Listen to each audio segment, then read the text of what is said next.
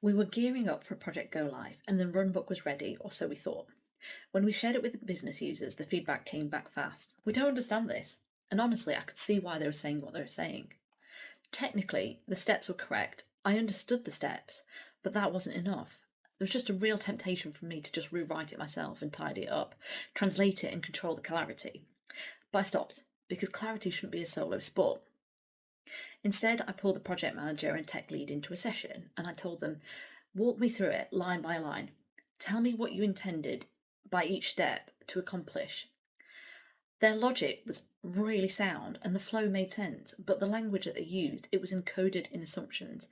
They hadn't skipped steps, they just hadn't explained them in a way non-technical users could actually grasp.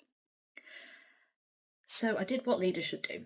I asked questions, I teased out the gaps between what was written and what was actually meant. And together we rewrote the whole thing, not dumbing it down, but it was just translating it with care. The end product was a runbook that everyone can follow, not just technical folks, but the people actually living the change. Feedback should feel like a compass, not a joystick. Because when we take over, we don't just rewrite the document, we erase someone else's ownership of that document or product.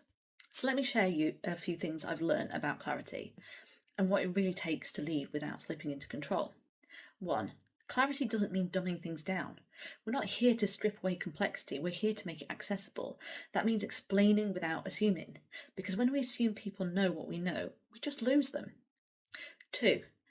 Ask before you act. Before you jump in to fix something, pause.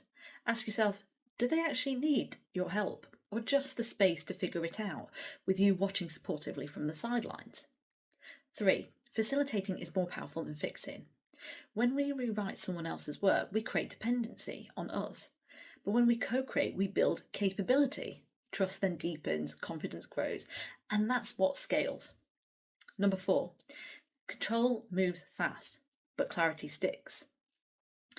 Taking control can feel efficient in the short term, but clarity built together outlasts that one deliverable. It shows up in how they handle the next one. So let me leave you with this. When was the last time you corrected instead of coached? Or rewrote something instead of re-listening? Maybe the clarity you're looking for isn't something you need to deliver. Maybe it's something you need to create with them.